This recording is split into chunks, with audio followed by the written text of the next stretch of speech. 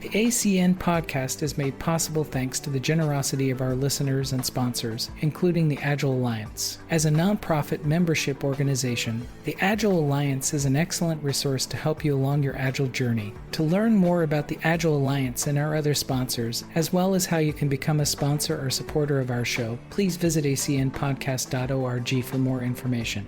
And thank you for your support.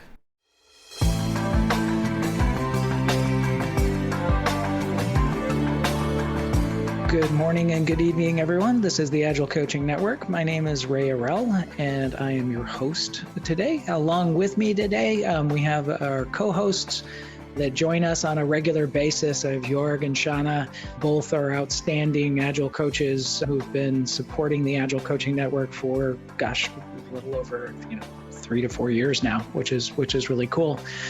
The Agile Coaching Network is brought to you by Agile Alliance. Agile Alliance is a nonprofit organization that started after the Agile Manifesto was signed. It was done by a couple of the Agile Manifesto authors in order to go facilitate a conference. And so if you go look at the big conference event that's coming up in Nashville, the Agile 2022, originally when they first did that big conference, they said, hey, we need a way or a structure of how to go support the, sort of the finances and all the other stuff around that. Since after they went past doing that for a few years, then it became a bigger thing. The Agile community grew, and along with that, so did the Agile Alliance. The Agile Alliance today is well over, 100,000 people connected with the organization, with the whole goal of creating a space for Agilists to go learn about this dark arts, or should it be dark arts? The light arts of Agile and Agile way of work within the industry. If you're not currently a member of the Agile Alliance, I do recommend that you go take a look at them. It's a very small investment on your part in order to be connected. They have a bunch of member events that you can go to, discount programs, all the stuff that you would expect of a trade organization.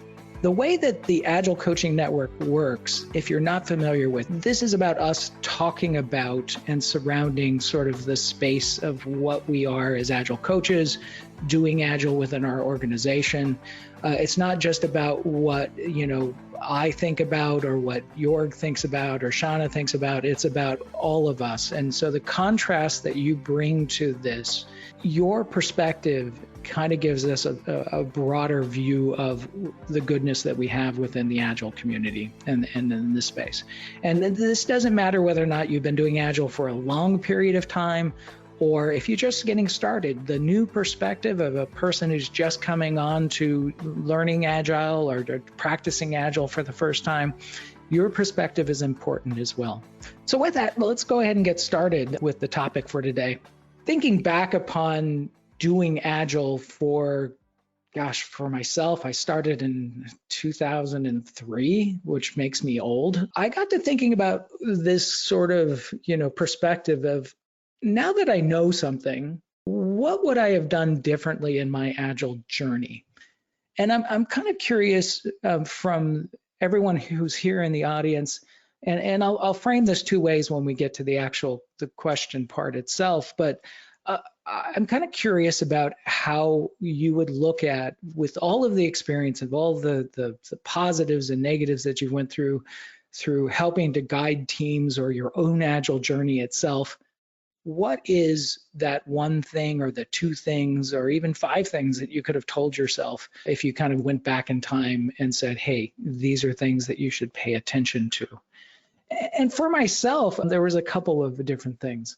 One, I think that, and this is just the culture of the company I was in at the time, we had a very strong, if it wasn't invented here, we don't go do it. And so I think that, that mindset and that attitude for myself was really put us behind, because we didn't go dig into the industry enough and see what others were doing in other companies.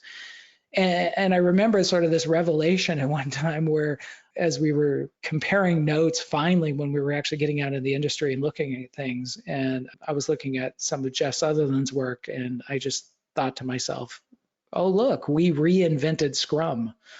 And reality was we didn't need to, because Scrum was already established, it was already invented.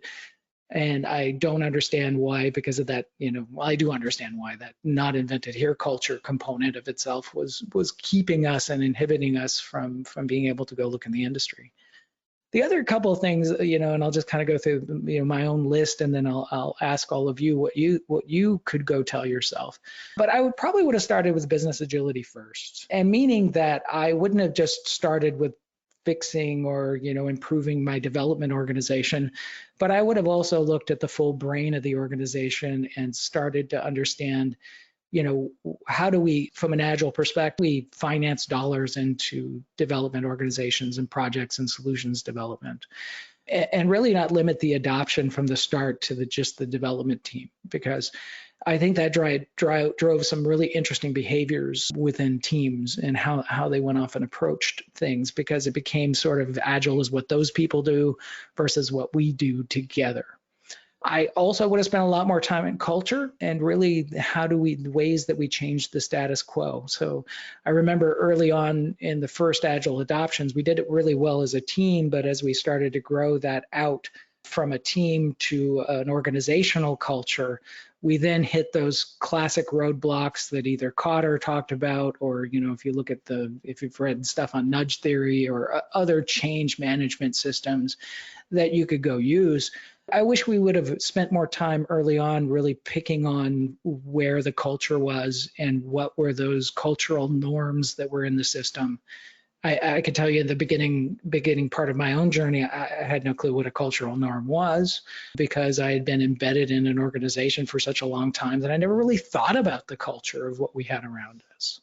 The last couple of ones, retrospectives and responding to the data in the retrospectives was something that at times I remember people thinking that retrospectives were a waste. And eventually we got, with help, we were able to actually make that work more effectively.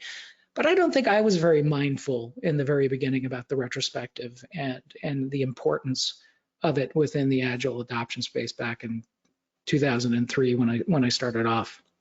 The last one is about complexity and the notion of what we estimate, within the any estimate that we give is a guess, and it's an educated guess based upon the data that we have in front of us and our experience and other details. My original way that I approached work, I was a CPU design engineer with systems background, and as well as a coder. And so I approached everything from that expert mind, that I had, where, when I looked at delivering something, we had a lot of things that we really knew, but there was a lot of big unknowns that were there. And how do we manage complexity within systems where we're trying to build new and innovative things? I wish I would have spent more time into that space as well. I'd love to hear what each of you have been through. Knowing what you know now, what would you have done different? And that's both in your Agile journey space as well as just in general with just how would you have approached this differently? If you're new to Agile, and I know some of you who are on this call are, that you're just getting started, I would also put the other question here, which is based upon we have a mix of good experience within the group. If you're new to Agile, what advice would you need help with? What different things that you see currently right now as stumbling blocks or other things that you have in order to bring you into the conversation as well. So to kick this off, Shauna, if you could go tell a younger self, what would you go do differently? What would it be? Yeah, absolutely. I think the first thing for me is not to be so dogmatic in my approach. So early on, going through Scrum Master training or product owner training, I think it was like, this is the way, this is the only way to do things. And so to my younger self, I was like, no, this is the process, and really pushing the process over the team or the problems that the team was trying to solve. And really, I think there's a couple of things. Number one, listen to what your team needs. Don't force. Don't try to force process, get them to understand what we're doing, why it's important, and also teach. teach once the team kind of finds their rhythm and things that are working, is teach the team to take ownership of those best practices back, because everybody should own the health of the team. Everybody should have accountability within the team. There shouldn't be always one owner, whether that's like a scrum master, project manager, who owns that for the team. And so, really responding to the problems over the process, I think, has been the biggest learning moment of my career, and that there's lots of different ways within the Agile community of solving those problems, and not every single process works for every team. And it's been a long journey to get here, but I've had a lot of my own aha moments in my career in really just slowing down and understanding the needs of the team. So I'm kind of curious, how did you recognize that I'm being too dogmatic? I think it wasn't until I really got to work with other coaches to see different approaches and how different coaches were solving kind of the same problems, that I realized, like, oh, we don't need to have 2-week sprints for every single and how we deliver software. And all of a sudden I started seeing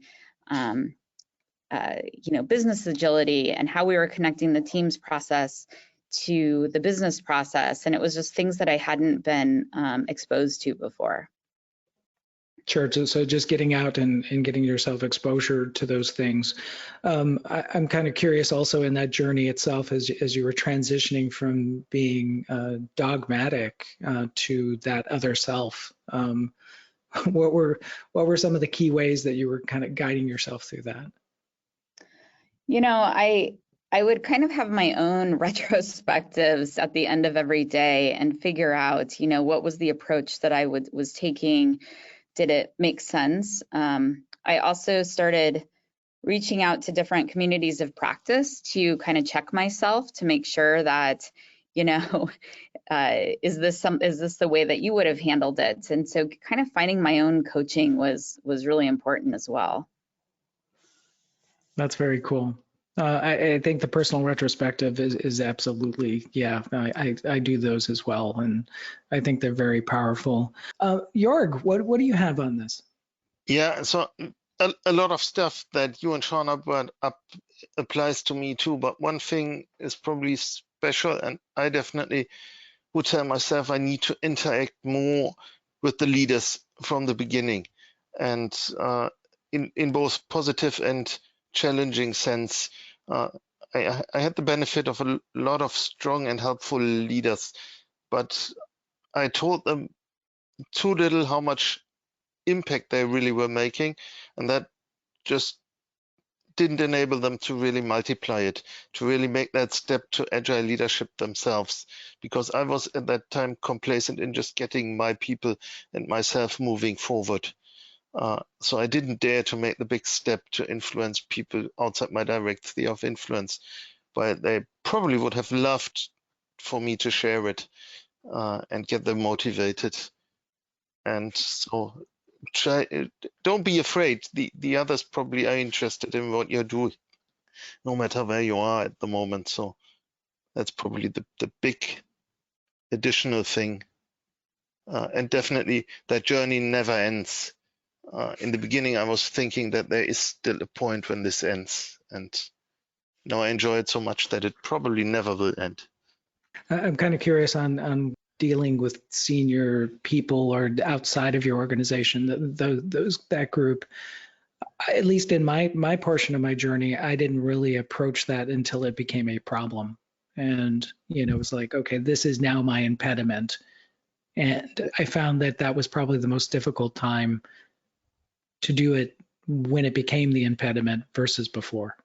Yeah, I agree, but I definitely had the opportunity to interact with those people and just tell them what is good about their organization and how to multiply that, because a lot of times things were good and they were so used to it that I really didn't care for it. And when then the pressure started to rise from the outside, of the company, then suddenly they started to lose it because they were not aware of it. And I think sometimes if things are really going good, making you aware why they are going good is extremely powerful, and not take them for granted, because it's two things. If they don't go good anymore, you don't despair so much because you probably see the mechanism better. And the other thing is, too many people are doing things by instinct and they never get a positive feedback that this instinct works. And so they just still follow their instinct. And when fear kicks in, the instinct is gone, because then fear rules. And that breaks a lot of things. Well, you know, you and I have worked together for 10 years or so now. And I've always been impressed about the way that you approach those types of conversations with people outside your organization. And I'm kind of curious, what's your approach to the first part of that conversation with those people, those senior leaders itself? What techniques do you bring to bear to have that conversation? First of all, I try to see the person, not the role, not the responsibility. In the very first step, I want to see who is in front of me, not in terms of exactly what are the hobbies or things like that, but bring it down to a level where I first appreciate that there is somebody, he's probably having responsibility and he has challenges of his own, and get across that what I'm trying to do is not get something from him in the first place, but first establish whether we have a ground for discussion, some common needs. So very first thing is just very often to just acknowledge what they do in a positive sense. So one of the people that was leading big part of the organization where we met, I told her, thanks for just coming to us and talking to us. And later on, she went in front of a big audience and said, tell you what happened to me. Somebody said, thank you. It didn't happen for a month to me. There are people too, and that just recognizing that and first seeing that they're probably trying to do something good opens a lot of doors. Right. No, thank you for that. Having a hard goal, I want to achieve that, because that's what they're used to. Everybody wants something. And normally their job is to not give everything away, because then they overdraw their budget by 500% within a day. So they always need to be on the defensive. So right. Instead, Well, give. Well, what I find is that most of the time people don't ask because they're afraid to ask. So I think just the fact that you invite them in and have the conversation, I think is pretty cool. Thank you for that. Let's see, Sheila, I just activated your microphone. What did you have on this topic? Yeah, this is really an interesting topic for me, because I was just talking about this very thing yesterday. I'm a mind reader. Yeah, I was talking about the fact that I had been at a company for such a long time, and I'm seeing this with one of my clients right now, that it's not, there is part of that not invented here that you had brought up, right? And it's more of not knowing, right? So for me, I wish I would have known the network that was out there. I wish I would have known the people that I could have relied on to get insights and understanding from. Like, this is not something that I knew back then. I didn't know about the Agile Alliance. I didn't know about some of the meetup groups, and the amount of learning that I have done since knowing that, and the amount of things that I would have been able to apply to my ways of working is immense. And so my big thing really that I would do differently would be to find those networks and have that Agile support group that I have found immensely important. Yeah, I agree. I agree with all of those. I'm kind of curious, when you finally decided to go grow the network itself, what were some of your key techniques that you brought to bear to find those people and expand it? So I have some people that I know that work in IT, and they said, were talking to me about an agile coach that they had, and I was like, oh, like I at the time, and this is going back several, many years ago, not many, but several. Was like, oh, really? What's an agile coach? It was just like it was not something that I was even aware of at that time, and. And then I had lunch with this person. They started telling me about these meetups that they belong to, and they gave me a bunch of different websites to go to and groups. And all of a sudden, like I feel like my mind was opened, and that I was just like absorbing so much information and learning so much from everybody out there. And your impression, just real quick, on the Agile community as a large. Do you think it's a welcoming community, or do you think it's kind of closed? Don't ask me that question. Why are you asking me that question? No, I mean that's one of the surprising things, is that the Agile community itself is amazing. Just look at this monthly Agile Coaching Network that I come to. Everybody shares their ideas. Everybody wants to be helpful. There seems to be this coming together with everybody around this purpose of being better. And I love that. I mean, it's just, and we all learn from each other. I feel that I bring my knowledge to people, people bring their knowledge to people, and it's just such an amazing community, the Agile community, like everywhere I go. I can't wait to be in Nashville in July. It's gonna be so much fun. Oh, cool. I'll be in Nashville, so we definitely have to get an ACN party going while we're there. It's a great community. I've learned so much. Cool, thank you. And by the way, thank you for all your contribution. You happen to be somebody here that has been here quite a bit, so I really appreciate all of the insights you share here. Randall, how are you? Doing okay, Ray, and I really enjoy this topic. I think it's a very good one. And I guess looking back, I've been doing this for quite a long time, not quite as long as you, but not too far from it. And I will tell you that in the early days, I kind of look back on it, and in my career, and I look at, I actually really did stand on the peak of Mount Stupidity, where I had this little bit of knowledge. I thought I knew everything there was to know. And the more I learned, the more I realized how ignorant I really was. I had taken a class, a Cal class, one of the first Cal classes with Michael Sahota. And what really stuck out to me was we read some case studies on some different organizations, and they were very, very different on how they did things, but they were all extremely agile. And it really stuck out to me and really showed me that there's not one way to do this. There are many, many different ways. You can't be so dogmatic. And to me, that really kind of put me on the path of, learning so much more and being more open. And one thing that Mike Cohn had said, one blog that he had that really stuck with me as well, is let go of knowing. Because let's face it, 25 years ago, we thought waterfall was the way to do software. Now we laugh at waterfall. What's going to happen 25 years from now? Are we going to say, oh my God, can you imagine when we did Agile?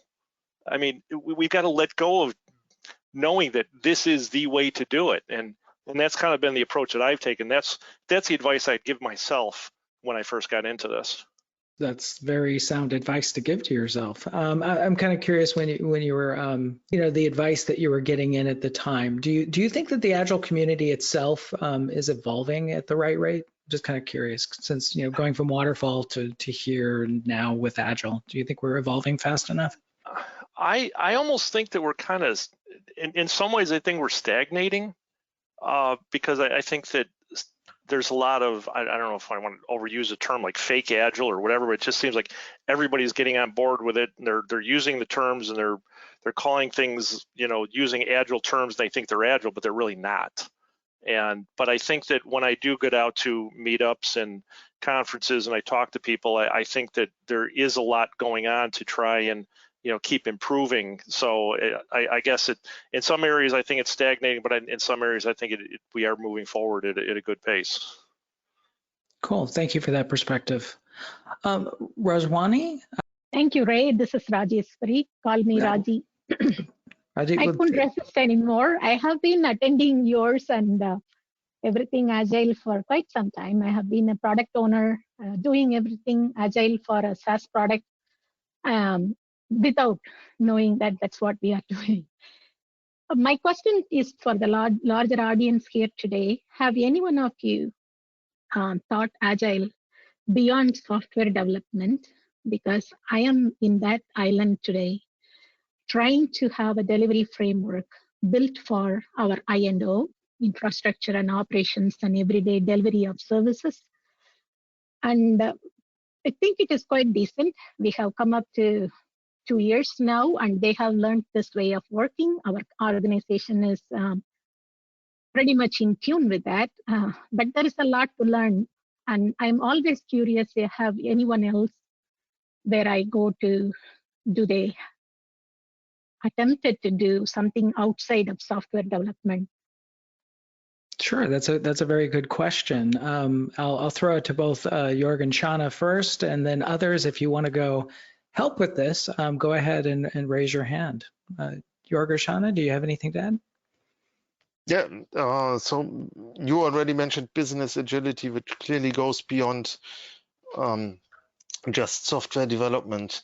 And I think it applies to just getting anything done where you don't know what the best outcome is.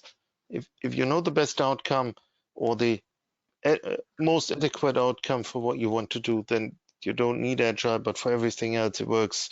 So it's highly working when you do something with people. So I once brought it to a significant training organization inside a large company, and they could change their whole way how to approach and get things done. So definitely, if you start from the principles and then broadly look at this and not take the word software to mean only software or even only product, but result, then you pretty fast can do step by step, and then you can evaluate what helps and get the discussion going. So yeah, I'm definitely sure it can work for a lot of disciplines. Yeah, so Jackie, you raised your hand. So we have our purchasing team, and we have our vendor administration, our infrastructure team. We've got several teams from our business side that are using our Agile methodology, planning with the other teams. And the main thing is just trying to find what works for them and making sure that they know, agility is not just for IT anymore. And really just, you guys talked about being dogmatic, and that was me to begin with too. I was so like, you got to do it this way. You have to do all these ceremonies. You can't do, and if you're not doing Agile, right? And at this point, I'm kind of like, learn everything, know what the benefits are of the things, and then what makes sense for your team, what makes sense for you as part of this organization. How does it align with the teams you're working with, and so forth. And so we've had a lot of success. I mean, we're not perfect, certainly, but and I recently moved into L&D, so I'm trying to get them. Part of L&D has been doing Agile for a while, but part of us have not. So we're trying to get them a little more on board. Cool. So I'm just kind of curious, what was your approach in those non-software organizations to get them started? We would generally meet with them. We have Agile coaches in our organization. So we would assign an Agile coach to work with them, kind of go through their process with them.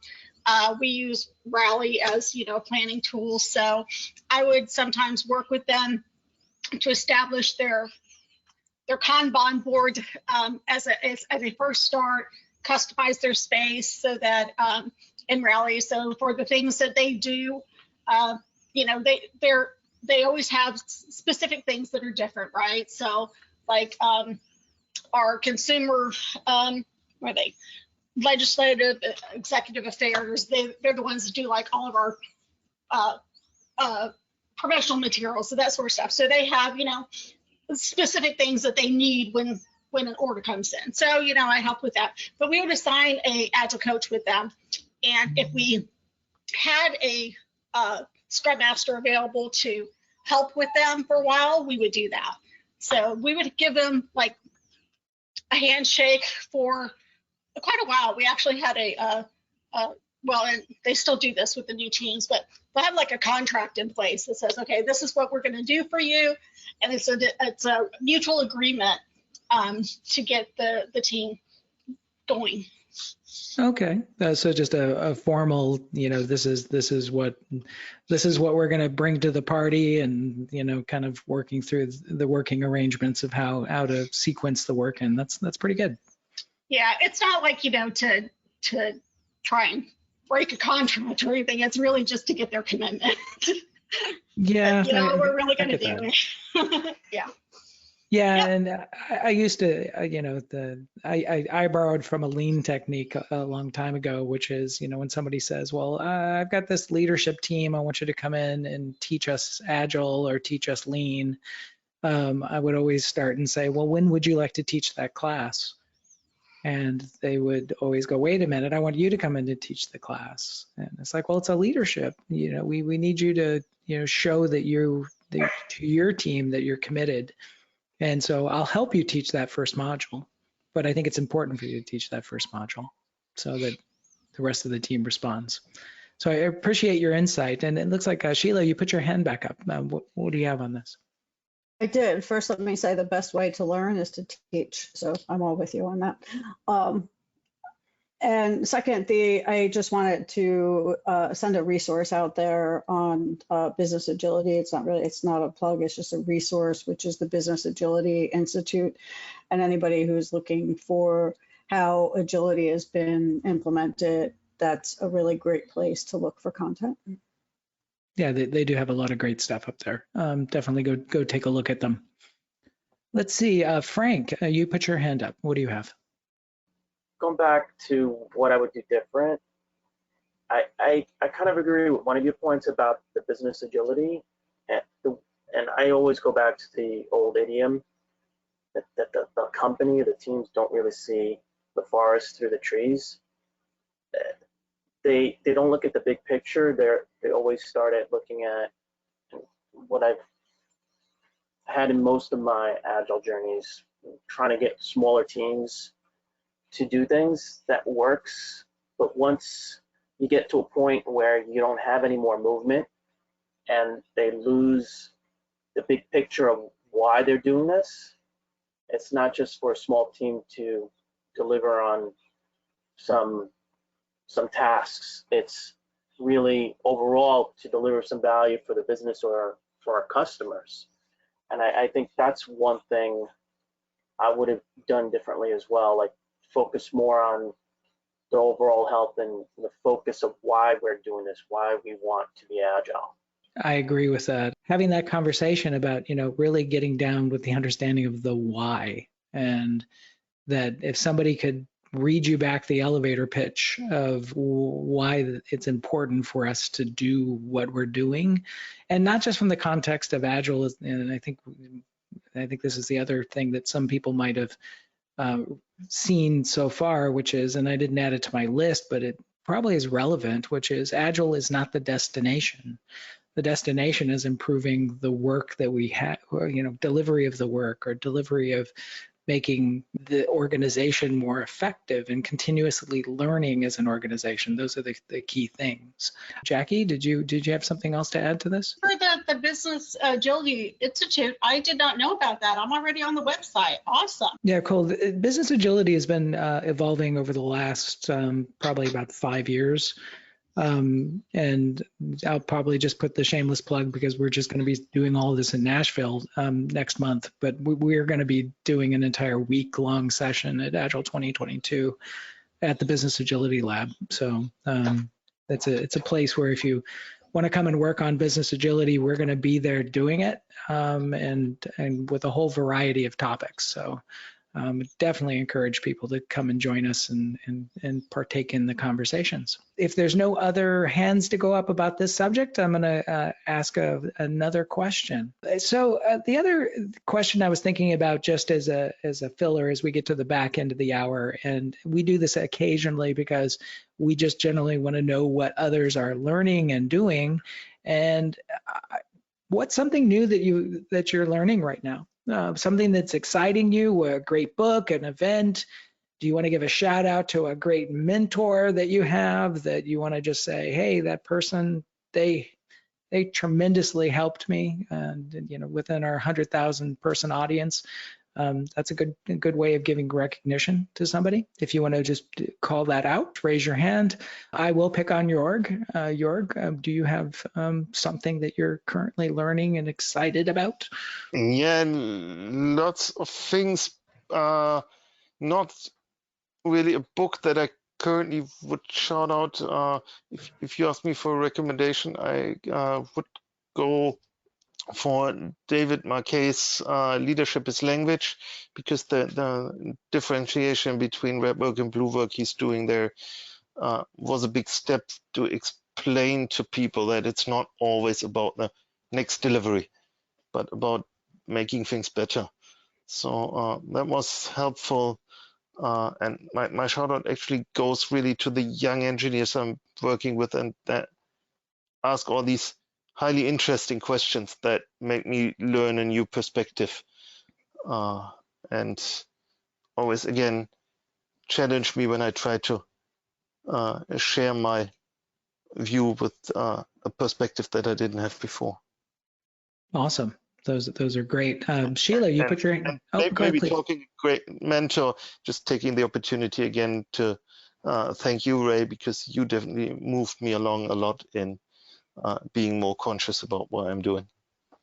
Oh, thank you, man. I really appreciate that. And I can tell that's a two-way street right there. So there's a lot of things that you help me influence as well. I know Steve Fraser's on the line, and of course the shout out for the survey of the Future of Work conference itself. Steve, if you want to go ahead and we'll activate your microphone just to make sure that of whether or not this is still open. Is this survey still open? No, the survey closed back at the beginning of May.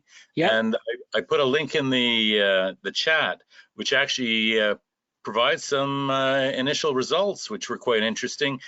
And, in discussions with Henrik, I don't know if he's on the call, but he suggested this was very interesting. And he said, hey, we should do the survey again next spring and again the spring afterwards to see how the future of conferences is evolving. And it'll be interesting, I guess, to get feedback from Agile 2022 about how people enjoy being back together again, and whether they miss the opportunity to be able to participate virtually. I mean, one of the findings we found was that there's a large, I guess, inclusion diversity dimension to virtual conferences that we had, well, you could think about it. Basically, if you don't have the money to travel or the time to travel, being able to participate virtually is really quite a attractive option. The other thing was, so let me just, the big finding was that just over 50% said, hey, we prefer hybrid. Another 10% said we prefer virtual. And the biggest finding was that only 36% of the survey respondents said that they preferred in person, which to us was a bit of a surprise. But again, of course, these surveys aren't, any survey isn't really scientific when you look at the audience we polled, which was Agile Alliance members, XP attendees, basically people who do go to conferences. So I'll stop there, and if there are any questions, happy to respond. But look forward to people can email me with their own feedback if they didn't have an opportunity to reply to the survey. Thanks. Wonderful. And so Stephen Fraser, you can find him up on LinkedIn, or if anyone wants to get connected with him, please just send me an email. I think everyone on this call has gotten my email address, and I can definitely connect you in. I think it's kind of interesting, Steve, in this, which is some of the data that I just know from talking to people, that there is a large set of people who are, and it sounds like it came out in your survey, that really do want to have more of the hybrid options where they can, participate, because most of these events are expensive, And, well, that's an interesting point. We survey people who go to conferences. I suspect if we'd surveyed people who run conferences, hybrid is more expensive than any of the other options, right? Because you have to have both an in-person AV setup, plus you have to have a virtual setup, and that's expensive. And some folks actually were quite adamant. I mean, there were really very strong things. Hey, I only go to virtual now. I mean, it's the best. And some people said, I don't want to go to another virtual hybrid conference ever again. It's worse than going for a colonoscopy. And I've actually polled some people about that recently who've gone for colonoscopies. I said, do you like colonoscopies or do you like virtual meetings? And it said virtual meetings. So I don't know what that individual who liked colonoscopies better than virtual meetings. That's pretty much. Oh, and the other thing was people talked about Zoom fatigue. And I'm postulating that maybe it's because you have to have a greater focus. Have to be paying more attention. And that's something that Tom DeMarco and Tim Lister talked about in Team Gel. And the other question is about turning your cameras on or off. And we had a panel at XP last week, and we're just writing that up. We'll be able to share the results of that panel, which included Alistair Coburn and Henrik and a number of others. Reach out to me in a month, we'll have it written up. But they said, in the early days of the pandemic, companies and groups said, turn off your cameras because we don't have the bandwidth. And nobody ever gave sort of the permission to turn them back on. And Alistair really said, why is it that we don't have our cameras on? And, that was the observation. Some members of the panel said, hey, it's because, nobody ever told us that we needed to turn them on. And, we feel that we've had audio conference calls for years. Why do we need to have the video angle? That's sort of intrusive. And I'll stop there. I'm sorry. I'm very passionate about this. No. I'm very pleased, and I'm glad that the ACN community was able to provide some good feedback into your survey. It was Agile Alliance, by the way. They put it in the newsletter. We also polled members of the ACM and the IEEE, the ICSI community, the international. So we had I think we distributed by the time you think about newsletters to about 10,000 people, and we were aware of about 1,000 people who looked at it, and just over 300 folks actually replied to it. So it gives you some idea of the numbers involved. 10,000 people may have been aware of the survey, 1,000 people actually looked at the survey, and then 330 plus odd individuals replied to the survey.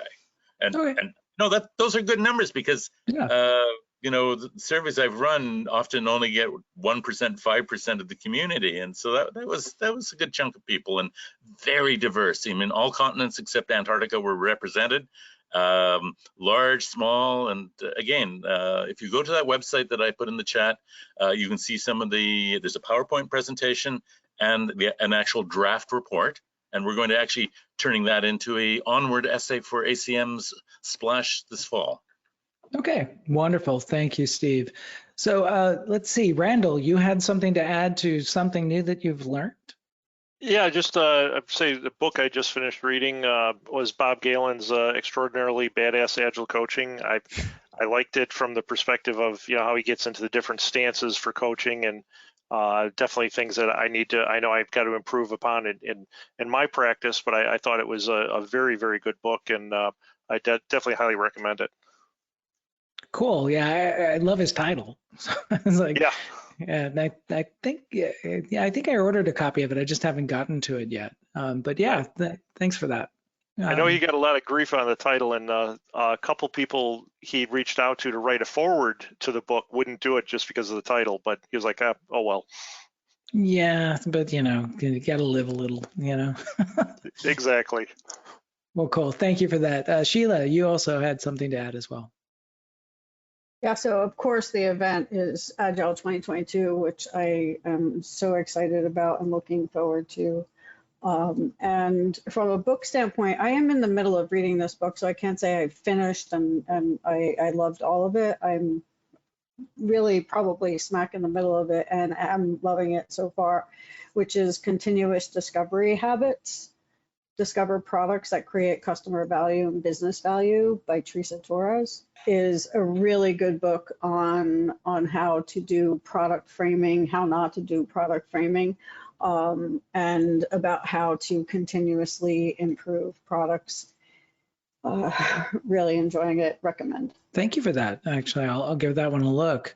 Carlos, are you there? I went to share an event. I am in the Latin America, and we are in the evaluation of doing hybrid or presence or virtual.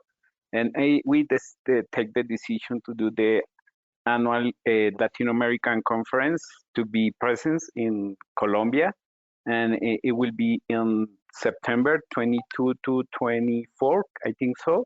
And you are invited if you consider to know and learn about how the aspects we are working in Latin America, because we have a singular context, and we are adopting many things of US, Europe, and we are learning and practicing, and I think it's a good space, and I want to share that.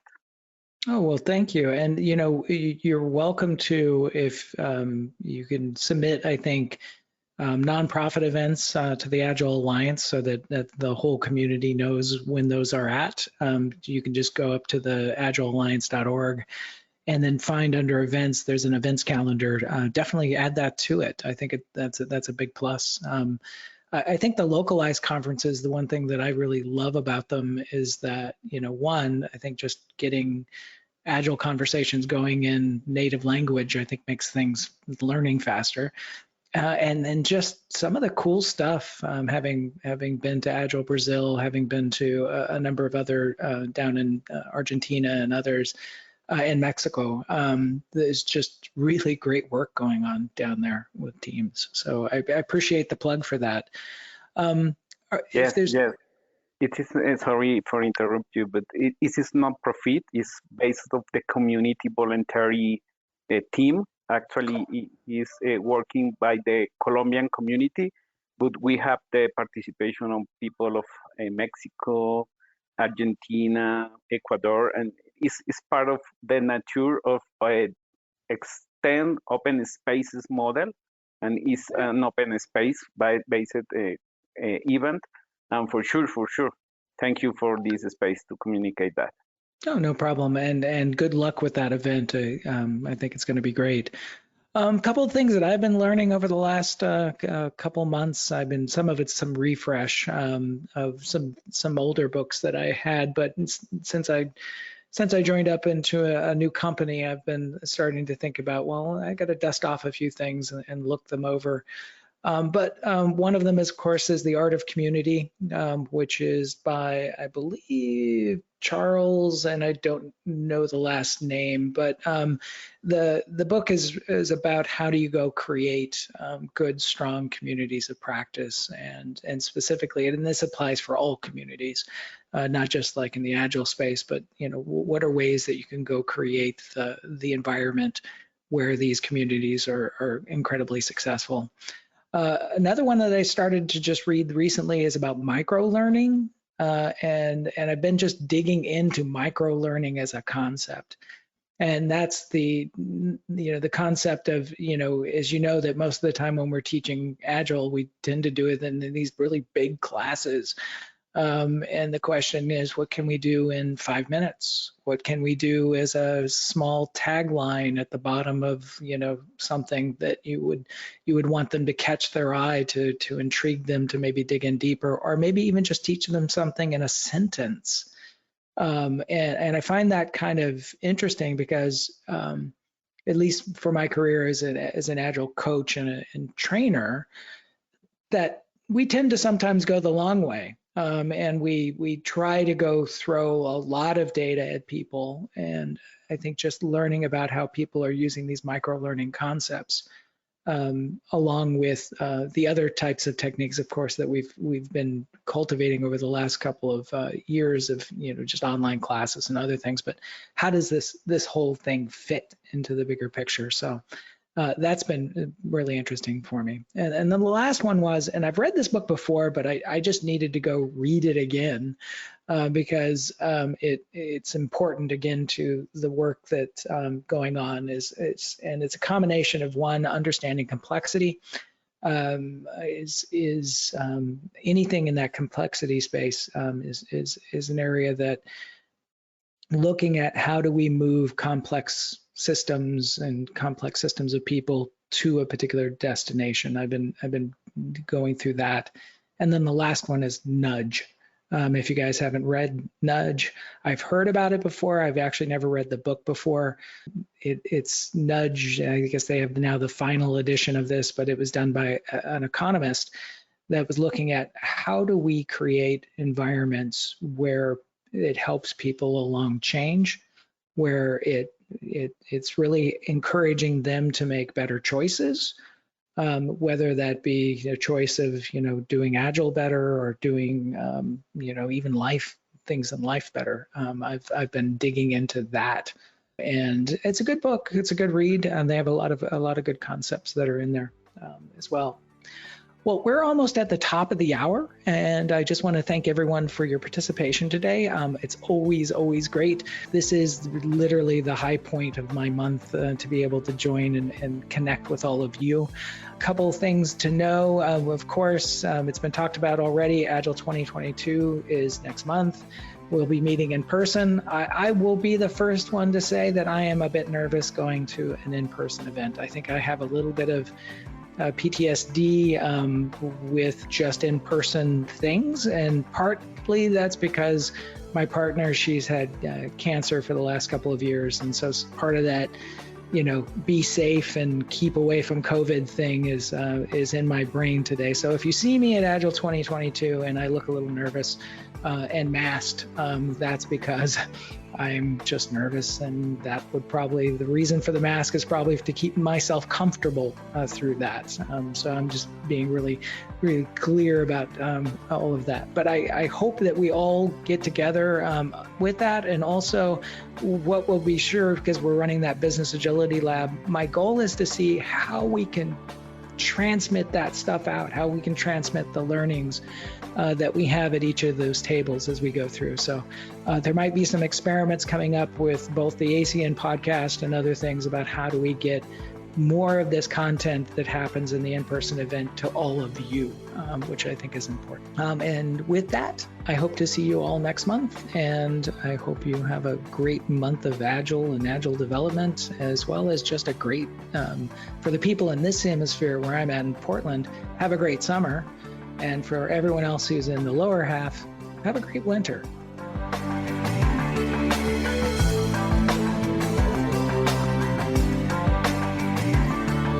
This podcast is provided by Agile Alliance for educational and informative purposes only. To find out more information about the member-supported Agile Alliance, please go to agilealliance.org to find out about more upcoming events, as well as different programs that are available to help you with your Agile journey.